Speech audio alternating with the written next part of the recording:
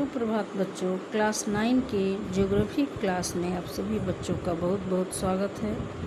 आज हम लोग क्लास 9 का एक नया चैप्टर अफवाह, जो चैप्टर 3 है, स्टार्ट करने जा रहे हैं।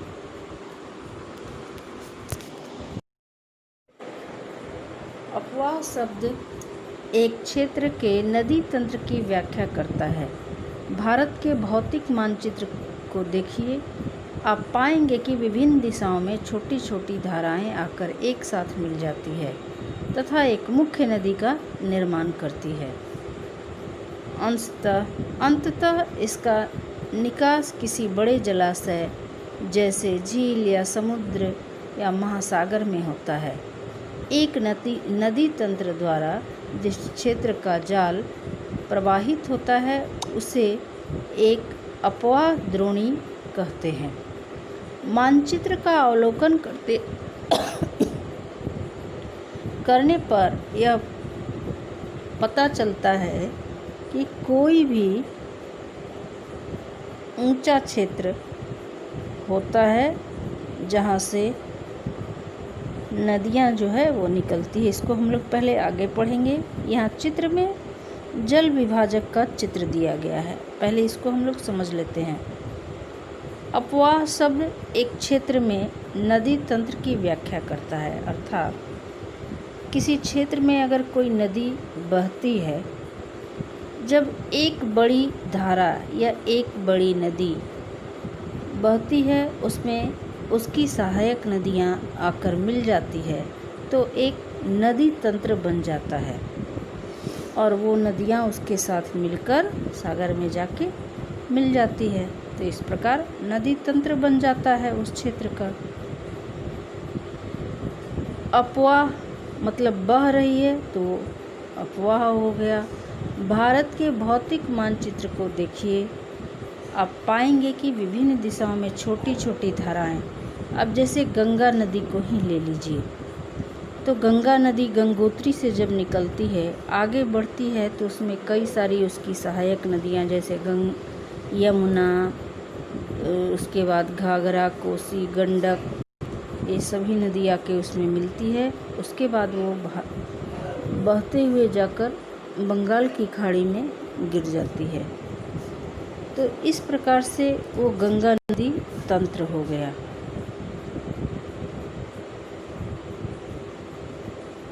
अतः इसका विकास किसी बड़े जलाशय, निकास किसी बड़े जलाशय, अब कहाँ जाके गिरेगी, या तो कोई बड़े जलाशय में, झील में या समुद्र में या सागर में या महासागर में। एक नदी तंत्र द्वारा जिस क्षेत्र का जल प्रवाहित होता है, यानी बहता है एक नदी के द्वारा उस क्षेत्र का जल, तो उसे एक अफवाह द्रोणी कहा जाता है। अब मानचित्र का अवलोकन करने पर यह पता चलता है कि कोई भी ऊंचा क्षेत्र जैसे पर्वत या उच्च भूमि से अफवाह द्रोणियों को एक दूसरे से अलग करते हैं। अब देख लीजिए, यहाँ जल विभाजक के बारे में बताया जा रहा है जो चित्र में दिखाया गया है। अब जल विभाजक क्या होता है? अब चित्र में यहाँ देखिए दो कलर से दिखाया गया है। एक नदी तंत्र ऑरेंज कलर का है, एक नदी तंत्र ब्लू कलर का है।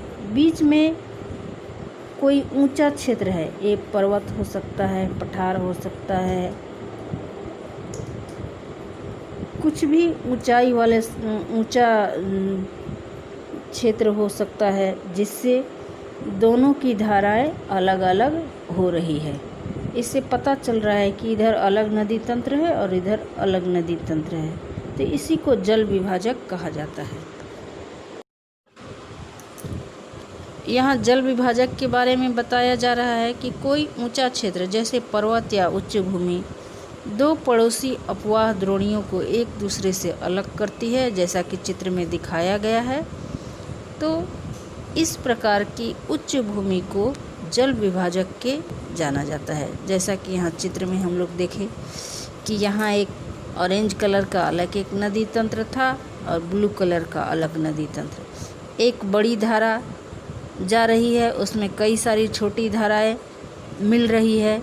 ये सभी धाराएं एक साथ जाकर सागर में, महासागर में मिल सकती है और इस दोनों नदी तंत्र के बीच एक उच्च भूमि है जिसको इसी को जल विभाजक के नाम से जाना जाता है। विश्व की सबसे बड़ी अपवाह द्रोणी मिस्र की नील नदी की है। क्या आप जानते हैं भारत के किस नदी की अपवाह द्रोणी सबसे बड़ी है? आप लोग पता कीजिएगा।